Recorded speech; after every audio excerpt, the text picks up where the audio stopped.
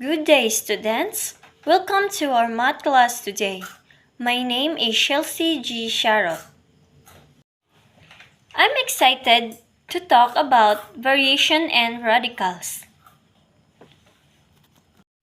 Two important concepts that help us make sense of how things change and simplify in the world around us. As you can see on the screen, our lesson aligns with DepEd standards. We'll demonstrate understanding of these concepts and apply them to real-life problems. Our learning competency today is to illustrate situation involving the four types of variation. Let's get started. Learning objectives. But before we dive in, let's know what we're working toward. By the end of this lesson, you will understand and apply variations and radical concepts in problems. You'll appreciate how much helps us see patterns and solve problems creatively. You'll build skills in working with both variations and radicals. Keep this in mind as we go along. Pre-assessment. First, let's check what you already know. No need to worry if you're not sure yet. Take a piece of paper and answer these 5 questions. You have 2 minutes to work on them. Don't stress about getting everything right. This just helped me know where to focus our lesson. We'll go over the answers at the end. Explore activity. Variation relay. Now let's make things fun with the variation relay. Let's split into 3 groups. Group 1, 2, and 3. Line up single file facing the board. When I say go, the first person from each group will run up to solve the jumbled term and write the answer on the board. Round 1. The jumbled term is TCNA, NOST, FOVE, RIITA, and O. Who can figure it out first?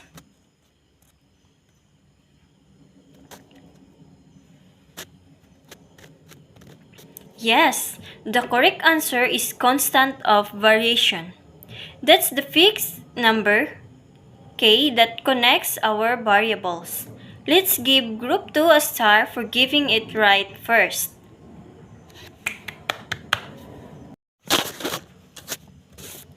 Round 2. The jumbled term is RECTIDTARVIAOIN. A relationship where one quantity is a constant multiple of another. Y is equal to Kx.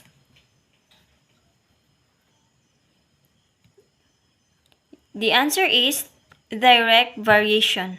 Great job, students!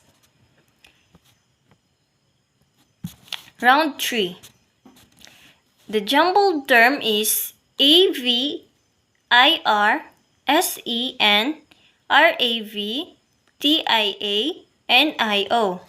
A relationship where the product of two quantities is constant. XY is equal to K.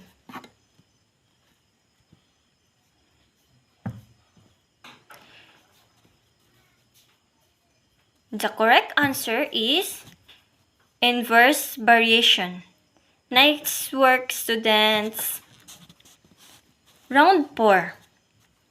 The jumbled term is NIO, GTV, ATRA, IINO.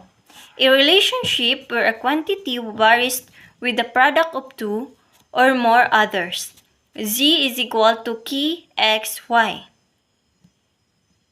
What is your answer?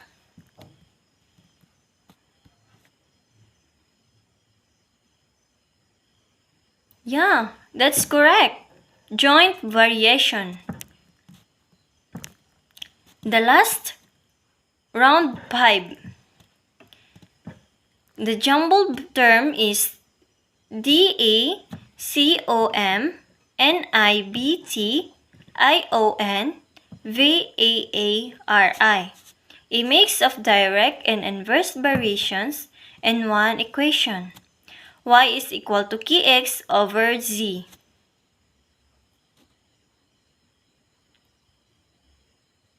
The answer is combined variation. Awesome work, students! Look like Group 3 is our relay champion today. Well done to everyone. Now, let's proceed to processing questions. Let's take a moment to reflect. Number 1. Which variation type was the hardest to guess and why?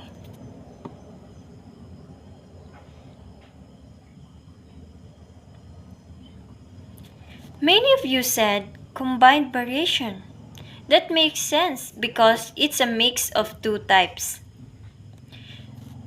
Second questions. How did your group work together? Okay. Great to hear you. Took turns sharing ideas. Teamwork makes math easier. Last question. What did you learn from the activity? Exactly. Knowing the terms help us talk about how things change. Think about it. If x doubles and y is equal to 2x over z, y will be doubles. If x becomes 1 half and y is equal to 10, y doubles. If x triples and z is equal to 2xy, z will be triples. Variations and radicals story. Let's connect variation to radical with the story from Barangay Lumang Laya. Under a big tree, Maestro Luis tells his students. Under a big mango tree, Maestro Luis teaches students just as we simplify radicals to make them clearer. Square root of 12 is equal to 2 square root of 3. Variations simplify how we see change. A farmer's harvest varies directly with rainfall but inversely with pest. Deepen processing questions. Let's reflect on the story. First question. What do you think the students learned at the end of the lesson? What do you think, students? Right. That math connects to their daily lives like farming. Second question. How does Maestro Luis' perspective influence the students' decisions? Yes, he showed them math isn't just numbers. It's part of their community. And the last question, what message does the story share about tradition and progress? Exactly. We can keep our traditions while using new math skills to improve things. Transfer test.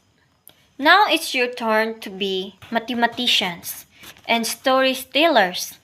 Your task is to write a story set in Barangay Lamang Luya that connects all four variations, types, and radicals. Share it with your classmates, me, and Evan, Maestro Luis. Let your creativity shine. Transfer task rubrics. Here's how we'll evaluate your stories. First, relevance. Clear connection to both concepts. The second one is creativity. Unique and engaging narrative. The third one is use of elements. Correct equations and radical examples. The last one is grammar. Clear and error-free writing. Score range from 1 to 4. Aim for that amazing 14 to 16 score. We will check this in our next meeting. Any question before we end?